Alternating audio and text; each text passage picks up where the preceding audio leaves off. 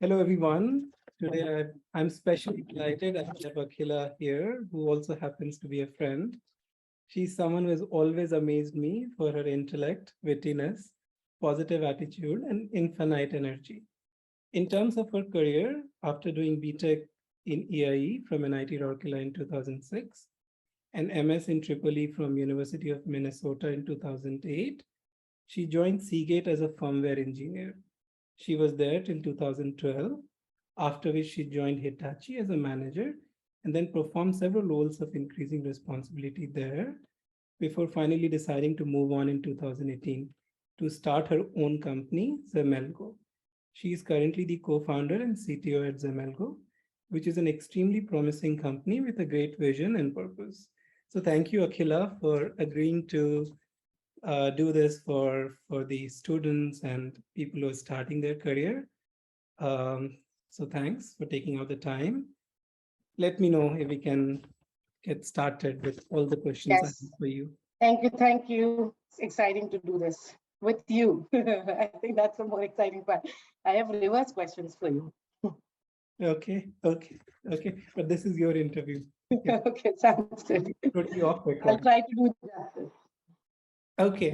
So please take us to your childhood. Where did you grow up and your parents' school, etc. Yeah, so my parents are Telugu, but my dad was an engineer with BHEL. His thing was actually in Jhansi. So I was born and brought up in Jhansi.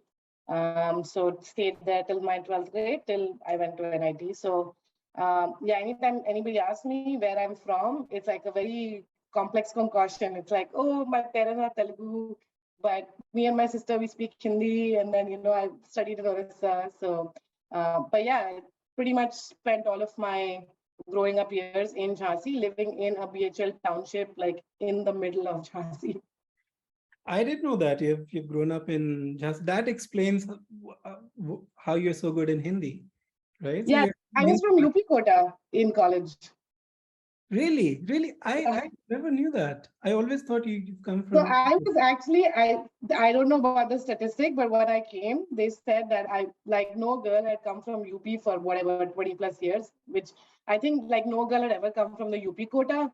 So they were always like, why did you come? Why are you here? I'm like, what do you mean by why did you come? Like I'm here. So it actually, I think even like we used to have that UP, get-togethers and stuff. They were always like, should we invite her? Should we not invite her? Yeah. So, but I was actually from UP Kota. Okay, and BHEL township, right? So you've Yeah. grown near factories, machines, and Yes. manufacturing. Yes. Did that pique Yes. your interest in engineering? Yeah, when you asked me, I was thinking about it.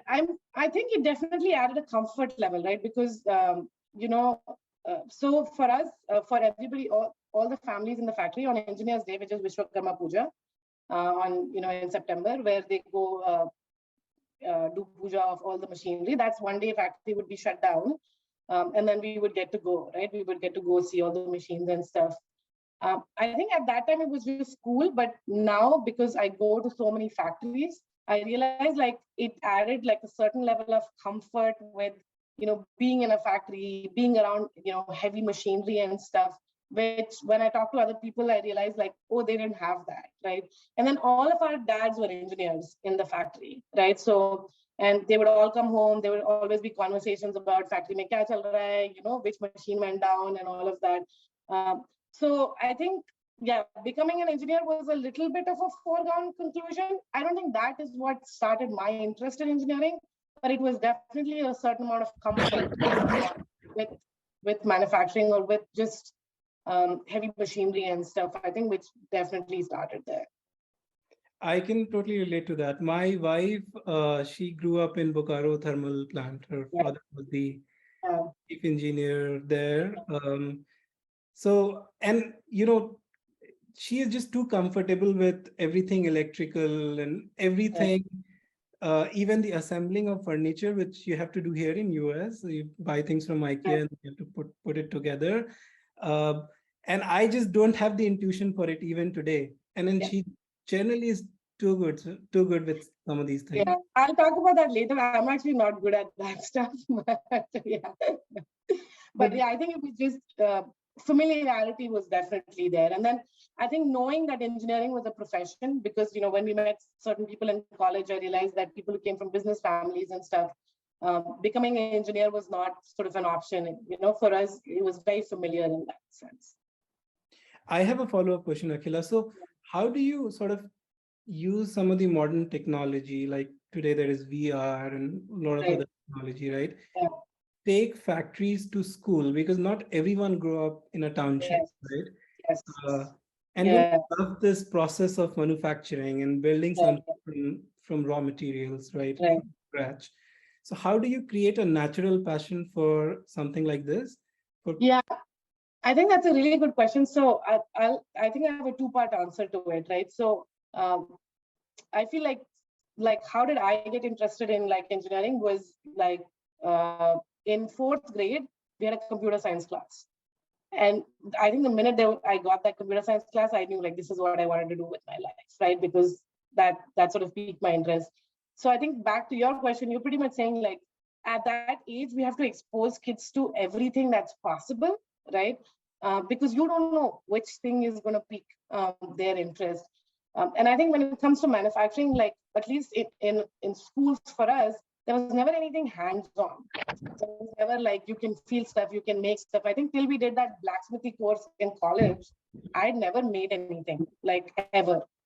So I didn't even know what went into like, filing stuff or making stuff for carpentry or any of that. But yeah, I mean, even now in the US, you see people are so handy, right? Like they can just do stuff like that. I think some of that, yeah, comes from that early exposure. And I would say the answer to the like, is VR great or not? I think yes, VR is great. In terms of just exposing these technologies and like being part of that world. But I still wouldn't take away from like actually, and particularly for something like manufacturing, which is, the people who do really well with manufacturing. I've talked to so many manufacturers at this point of time, and I'll say, why did you choose this profession? They'll say, because I was always good with my hands. Yeah. And that's why they chose that stuff, right? So like their hand-eye coordination is extremely good, which is why they go into something like that at the early career. So I think that part, the practicals aspect of it, and yeah, most of our practicals were a wash, but I feel like it should be like the practicals should be like, the higher value thing than the theory aspect of it. Totally agree. Totally Yeah. agree. Yes, and may not be VR. It could be, as you said, there could be more practicals. There could be Yeah. more to the factory. There Yes. used to be. I remember going to one factory in my entire, 10 years at school, right? Yeah, I think my daughter, she is, pre-K, and before COVID, they used to do field trips, right? Field trips are amazing, right? Just like go, see a fireman, right? Go to a hospital, go to this, go to that. And I don't think growing up, I thought any of those things were important. But like in retrospect, something, you're going to go there, you're going to see somebody, and it's going to, yeah, I want to be like this person. I think it definitely sparks your interest. Yeah. Yeah. Good. Very good. That's what I wanted your perspective on.